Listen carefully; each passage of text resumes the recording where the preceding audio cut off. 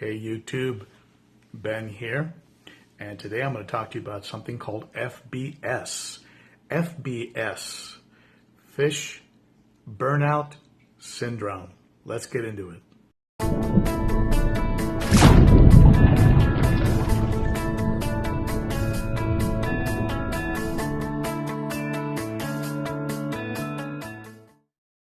Let's consider this let's consider this a public service announcement.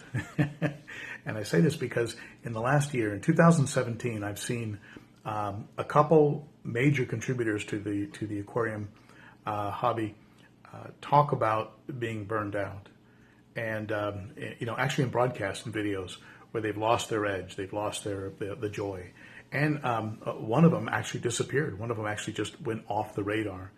I've also had a couple that didn't even talk about it, and they're just gone. They're just no longer around, even though they were major contributors at one point. One of them I bumped into by mistake, and he explained the situation to me, and it got me thinking, maybe there's something that can be done to avoid what these people ran into. And what I'm referring to here is, I'm going to call it F.B.S. Fish Burnout Syndrome. So I was thinking that if we could be more aware of what helps to bring that about, maybe we could avoid it. Maybe we can do something about it. So I started looking for some common denominators, and I came up with a couple that might be able to help us to skip FBS. And one of them that seemed to be common was overextension. Overextension. Yes, I want a Shelly tank. I'd love to have a planted tank. I love discus. I'd love to have a discus tank. And even a Buna tank. I'd love to create a nice rockscape and put some Buna in it. But each of those would take a cost. Each of those would have a cost, not just financially, but time-wise and effort-wise. And that cost would have to come from somewhere, probably from time with the family, things like that. And so I have to ask myself, is that a price that I'm willing to pay?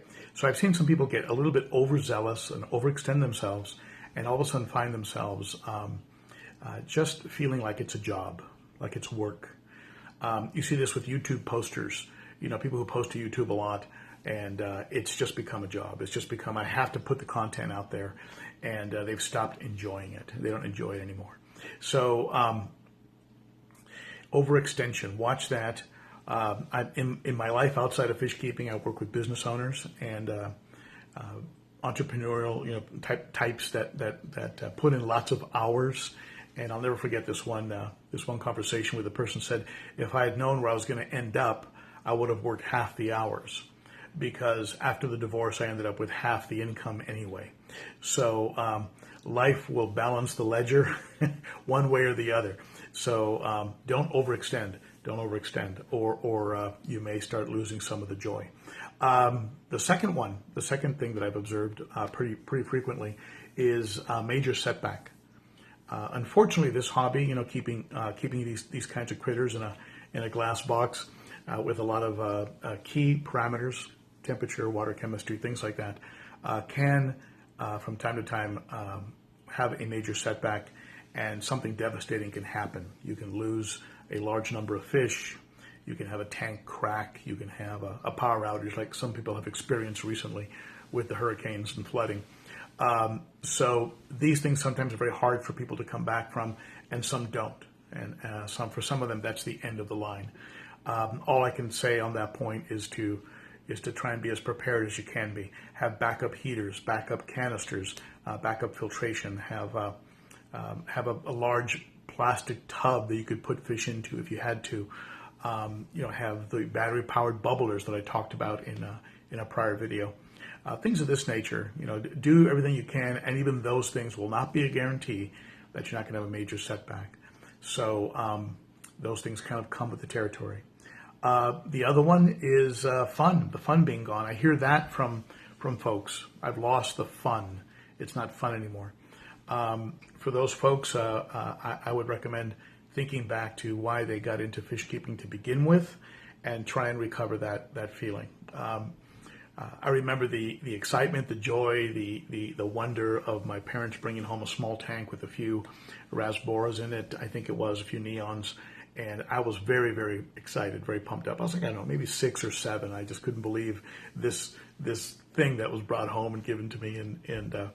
So, kind of rekindle and bring, go back to those roots. And it probably had nothing to do with impressing anybody or posting videos to YouTube or anything like that.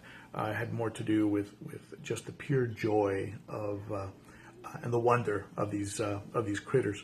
So losing the fun, that's a part of it, and losing the fun can be tied into points 1 and 2, being overextended and having a major setback. That can certainly take the fun out of it.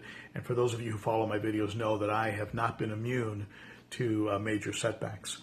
The last one, the number 4, is what I can only describe as trolls, no bests, and condescending a-holes. Hope that summed it up for you. But what I mean by that, I mean those individuals who prowl around YouTube and Facebook, and rather than teach, and rather than help to bring about an understanding in hobbyists and young fish keepers and folks who are maybe lacking knowledge in some area, instead they make these pronouncements like they're some sort of like they're coming from some rarefied position, and they are the no best of all no bests, like my friend from Mexico says, the last Coca-Cola in the desert. And instead of helping someone to learn, they proceed to try and make that person feel small or stupid. I prescribed to the late great musician Prince when he said, to his idea that those kinds of folks, the way they act is more of a comment about them than about you. So I know some folks out there have been hurt by things that people have said and have felt a setback from that. My advice on those kinds of individuals is simply cut them out of your life and ignore them.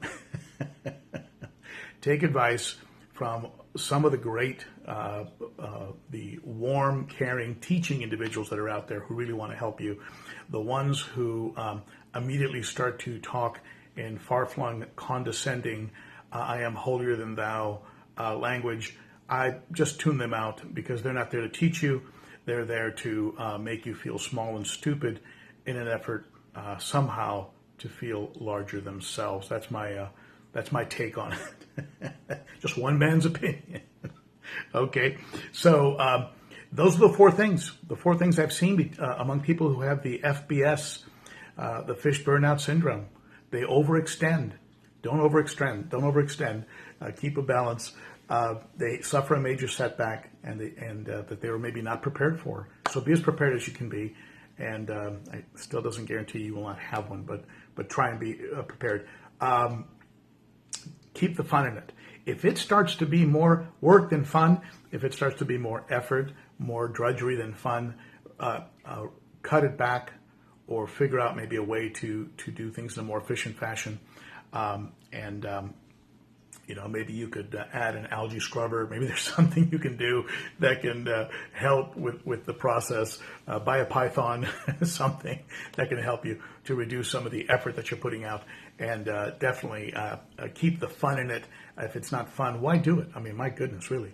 And trolls, no best, condescending a-holes who are really hurting the hobby more than helping it.